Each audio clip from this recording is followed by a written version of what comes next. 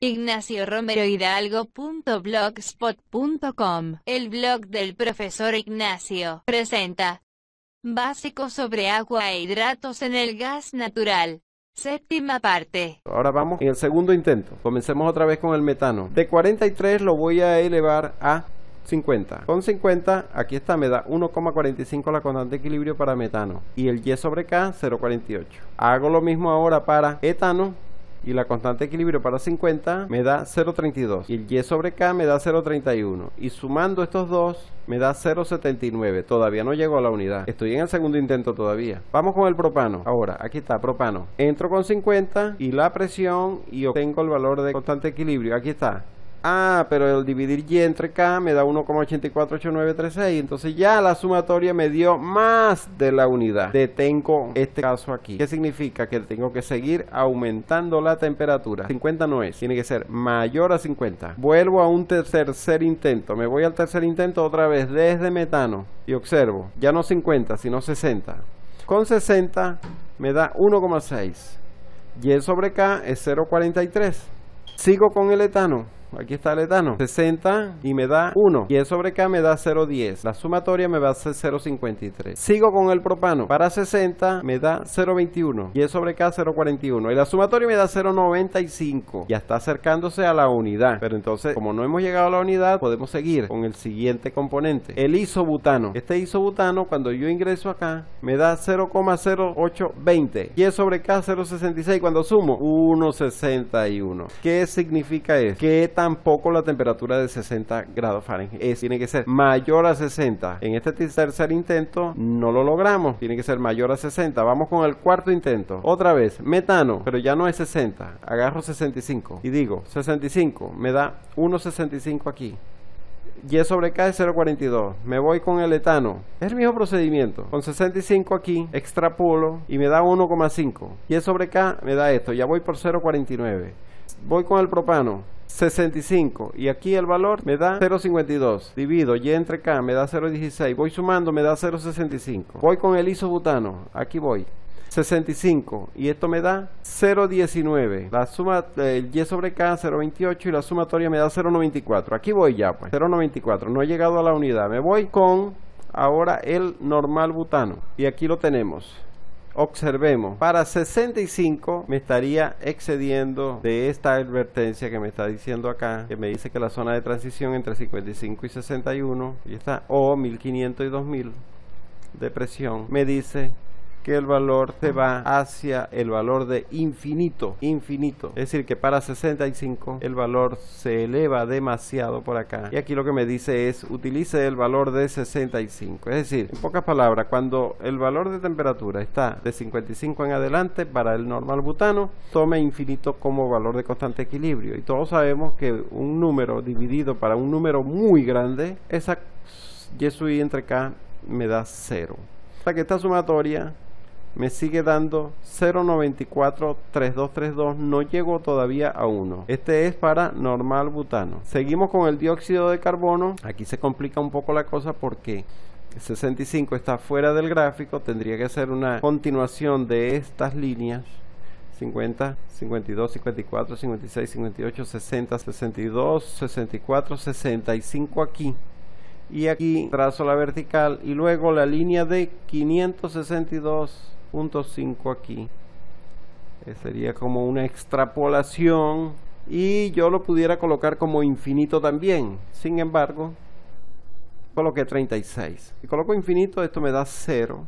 Pero fíjense que coloqué 36 y esto me da 0,000, es decir, un número bastante pequeño que cuando voy a hacer la sumatoria aquí me da 0,94. Casi no hay un aporte del CO2. Ahora nos vamos al siguiente, que es el H2S, y aquí está. Observemos, con la temperatura de 65 y la presión, tengo la constante de equilibrio es 0,34 y aquí tenemos la división Y entre K 0,04911 y al sumar todo esto me da 0,992908. Si yo determino el error me da 0,71%. Eso significa que es menor al 1%. Si es menor al 1%, entonces significa que el valor de temperatura formadora de hidratos es 65 grados Fahrenheit. Y como la de proceso 43, entonces hay riesgo de formación de hidratos. hidrato.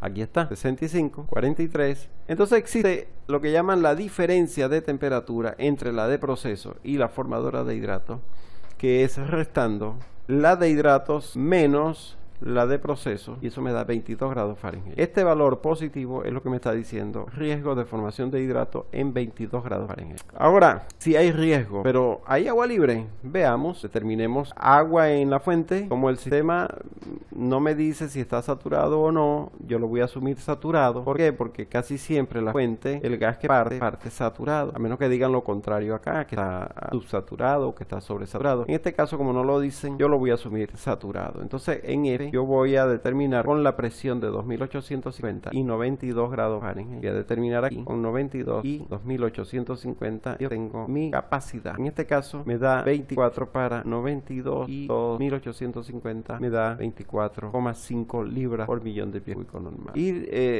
como estoy utilizando el método de maqueta, yo tengo que correr por gravedad específica. Entonces, como la gravedad específica es 0,83, ahí está, 0,83, yo aplico la reglita para saber en qué distancia, 9,86, entonces 9,86 está la línea, y luego la temperatura, que es 92, aquí está, y eso genera después aquí un valor de 0,992. Como es maqueta, yo tengo que multiplicar lo que me da preliminarmente en el gráfico por el 0,992. Aquí está, la capacidad sería 24,5 por 0,992, y eso me da 24,28. Como el gas lo estoy asumiendo saturado, entonces el contenido de agua en la fuente es 24,28, quiere decir que en la fuente hay 24,28. Yo voy a aplicar este mismo método de maqueta en el punto A, me da 19,47. Lo aplico en el punto B y me da 16,16. Ojo, si en la fuente hay 24,28 y en el punto B la capacidad es 16, pregunto, ¿hay agua libre? Obviamente sí hay agua libre. ¿Y cómo determino el agua libre? Multiplicando, o mejor dicho, haciendo la diferencia entre el agua en la fuente menos el agua en el punto B, sería 24,28 menos 16,16, multiplicado por el caudal de gas, que es 100 millones de pies cúbicos normales, y eso me da 812 libra masa por día. Aquí está, 812 libra masa por día, y esa 812 libra masa por día me va a permitir en adelante determinar lo que es la cantidad de metanol a inyectar. ¿Qué se inyecta? Se puede inyectar metanol o un glicol. Aquí me dicen los dos métodos, Hammersmith y Nielsen-Bucklin, para hacer estos cálculos. Yo puedo comenzar por Hammersmith o puedo comenzar por Nielsen-Bucklin. La recomendación siempre es comenzar por Hammersmith, pero si ustedes comienzan por Nielsen-Bucklin no están cometiendo error. Lo que sí deben cumplir es lo siguiente: por donde quiera que comiencen, deben, después de hacer los cálculos, comprobar esto que está acá, de que el XY, si aplico Hammersmith, estaría bien si la concentración me da menos del 25%. Y si aplico Nielsen-Bucklin es porque la concentración me da mayor al 25%. En el caso de metanol. En el caso de los glicoles, Hammersmith menor al 70% y Nielsen-Bucklin mayor al 70%. Yo acá voy a comenzar por Hammersmith. ¿Y qué sucede? Bueno, que si Hammersmith es esta la expresión, y yo tengo D, que ya lo conseguí, que es 22 grados Fahrenheit, entonces yo despejo de ahí XY. Despejar de aquí XY me queda de esta manera: D por peso molecular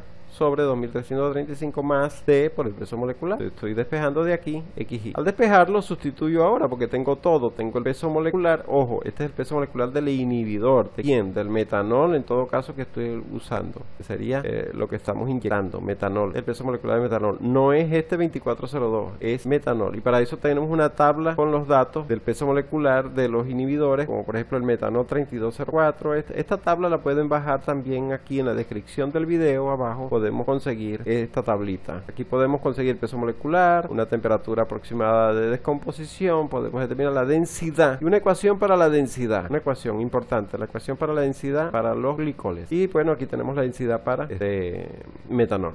En este caso tengo el peso molecular del metanol, que es 32,04. Lo sustituyo acá, 22, que es la diferencia, peso molecular, que es 32,04, y yo sustituyo acá, y esto me está resultando en 0,2319.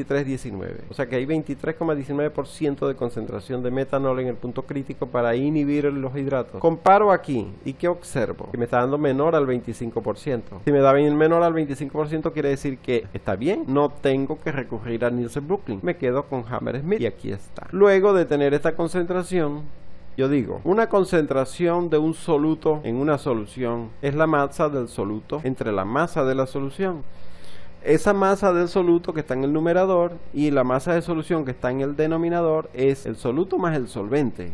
Esto es lo básico de química donde se trabaja con soluciones. Cuando yo digo que la concentración de un soluto, aplico esto, entonces yo digo la concentración del soluto llamado metanol es la masa del metanol, en este caso la I indica inhibidor, y abajo coloco masa del inhibidor más el agua total. Este solvente vendría siendo el agua total. Aquí tenemos la ecuación. ¿Qué hago yo con esta ecuación? Bueno, yo necesito saber qué es el agua total. El agua total es el agua libre en el gas, en el punto B, por supuesto, que ya lo tengo, 812, más el agua que lleva el inhibidor. Pero ojo, estamos trabajando con metanol y el metanol se utiliza puro, 100% pureza. Claro, pero yo voy a hacer aquí, voy a desarrollar una ecuación genérica que me va a servir después para los glicoles. Los glicoles los venden como soluciones acuosas. Entonces yo sustituyo y digo, bueno, el agua total, este que está acá, lo sustituyo por esto que está acá y me queda de esta manera. Al hacerlo de esa manera, entonces yo digo, bueno, pero la capacidad del inhibidor en el mercado es también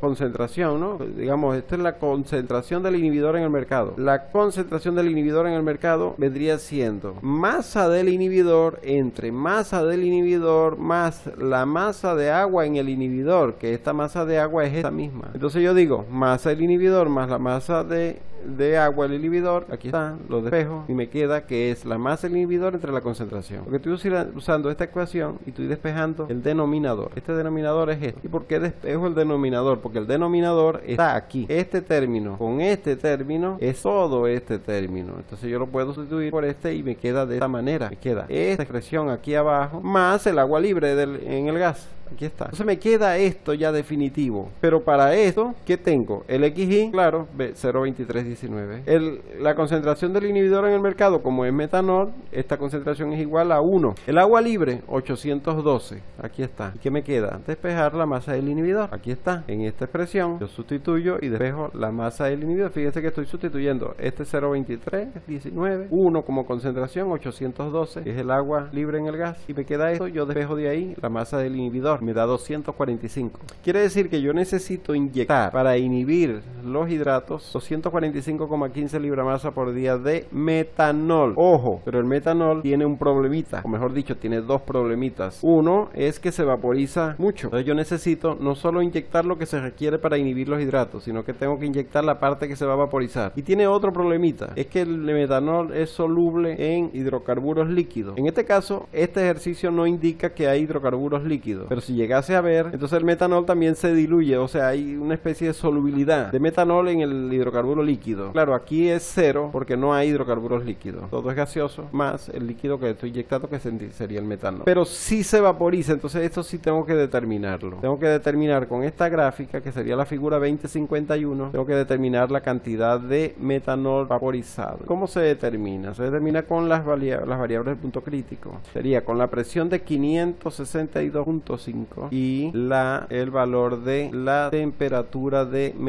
43. Aquí está. Eso me genera 1,47. ¿Y por qué 1,47? ¿Qué significa eso? Eso significa libras de metanol por cada millón de pies cúbicos normales de gas, por cada porcentaje en peso de metanol. Eso es lo que me está dando acá. Eso me va a permitir ahora multiplicar las pérdidas, que es 1,47 por 100 por 23,19. Y aquí está, 1,47, 100 por 23,19. Y eso me da 3.408,93 libras-masa por día de metanol perdido. Aquí está. Fíjense que lo que se requiere para inhibir son 245,15 y lo que se pierde por vaporización son 3.408, muchísimo más, casi más de 10 veces lo que se necesita. Claro, este metanol es posible recuperarlo y volverlo a inyectar, pero indiferentemente de eso, igualito se necesita volumen para poder manejar esa cantidad. Teniendo la masa de inhibidor más la pérdida, al sumarlo me da 3.654. Esa masa total, luego con la densidad, y la densidad es 0,79 en gramos por cc, pero al multiplicar por 8,33 me da libras por galón. Entonces, como yo tengo aquí libras por día, esto me va a dar galones por día, y divido entre 24 para que me dé galones por hora, porque el ejercicio me lo pide en galones por hora, y esto me da 23,14 galones galones por hora. Que me pide galones por hora. Y aquí está con metanol. Hagamos el mismo ejercicio, pero ya no con metanol, sino con monoetilenglicol al 80%. Aquí le voy a dar un poquito más rápido porque ya todos los cálculos se han hecho. Lo que tengo es que completarlo. ¿Y qué hacemos? Aplicamos Hammersmith, pero como es etilenglicol al 80%, es este que está acá. Me tiene que dar menor al 70%. Veamos si eso es así. Si me va a dar menor al 70%. Sigo aplicando la ecuación de Hammersmith y el 22 es el mismo, pero ¿qué cambia? Cambia el peso molecular. Y el peso molecular ya no es 32,04, sino 62,10. Sustituyo y esto me da 36,91. Fíjense que me da menor de 70%. Entonces está bien, Hammersmith. Eso se recomienda comenzar con Hammersmith. Y luego yo utilizo la misma ecuación anterior y despejo. En la ocasión anterior lo que hice fue sustituir y después despejé. En este caso estoy despejando de una vez para ver qué expresión me queda y me queda así. Sustituyo. El XY sería 0,3691. Concentración del inhibidor en el mercado, ¿cuánto es? 80%, porque me dice que es al 80%. El agua libre, 812. Aquí 0,8 y este 0,3691. La densidad, bueno, al sustituir todo eso me da 556,5. Y la densidad, porque esto tengo que transformarlo en volumen, como es en monoetilenglicol, aquí está, la densidad viene por esta ecuación, y esta ecuación al utilizarla acá, sustituyo la temperatura. ¿Y qué temperatura voy a usar acá? La temperatura que corresponde a la fuente, porque es allí donde yo voy a inyectar el monoetilenglicol. ¿Y qué temperatura es esa? La temperatura de 92 grados Fahrenheit. Y sustituyo 92 y eso me da que es 1,10 gramos por cc, pero en libras por galón eso me da 9,20. Entonces veamos, aquí la concentración del inhibidor mercado, ya esta ecuación ya la habíamos utilizado. Aquí estoy despejando el agua del inhibidor y me da 139,1 libra masa por día. Este es el agua en el inhibidor, pero la masa del inhibidor es 556,5. La masa de solución vendría siendo la suma de las dos.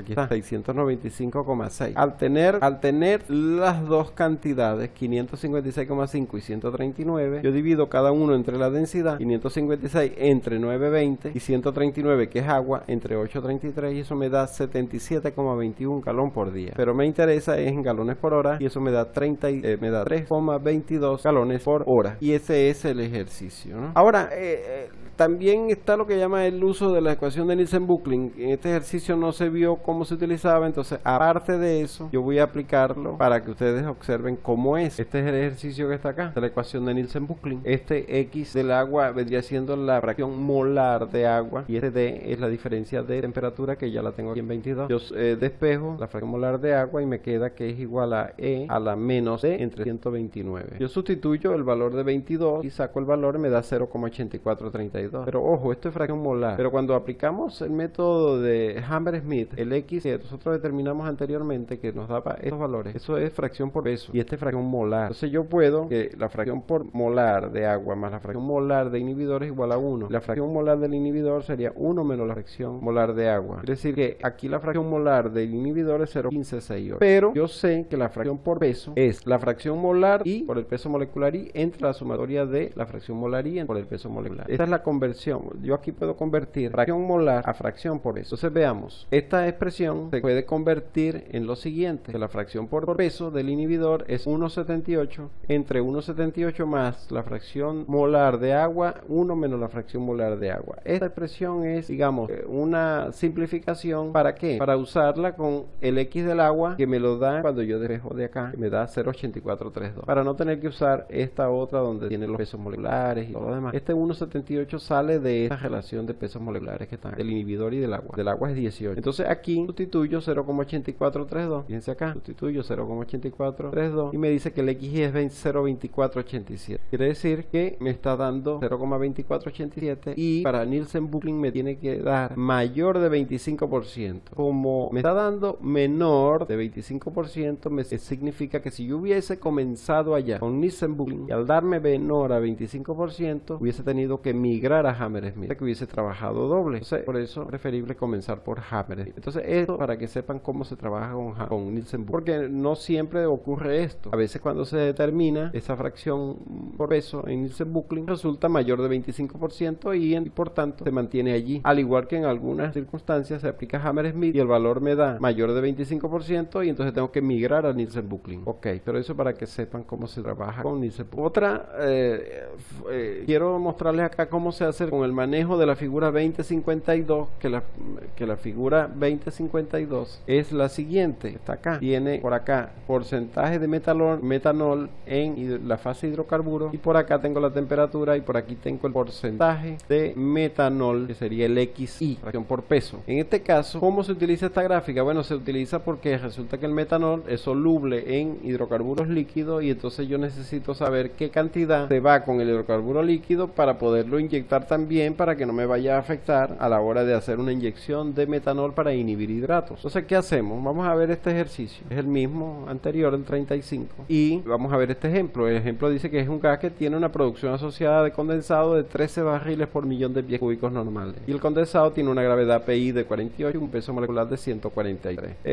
Esto es ¿por qué? Porque en un determinado gasoducto es posible que haya formación de condensado. Y esa formación de condensado es esta relación que está acá, que cada millón que está circulando hay producción de 13 barriles. Pero ese condensado tiene una gravedad PI, tiene un peso molecular. Y aquí este gas tiene ese condensado. Entonces se utiliza esta gráfica. Veamos. Con los datos que tengo acá, que es la relación de condensado y la gravedad PI y el peso molecular, con esos tres yo determino los moles de condensado. Y con esos moles de condensado yo puedo luego multiplicar por el valor que obtengo aquí en la ordenada y me da los moles de metanol que sé que son solubles en el hidrocarburo líquido. Y después de tener esos moles de metanol, yo puedo conocer la masa de metanol, y después de tener esa masa de metanol, lo que tengo que hacer es sumarlo a la cantidad que se debe inyectar y a la cantidad perdida por vaporización, y esos tres valores es los que después yo tengo que utilizar con la densidad para hallar la tasa final. Me va a dar un poco mayor, pero hagámoslo, aquí está. El caudal de condensado es 100 por 13. ¿Por qué 100? 100 millones de pies cúbicos normales.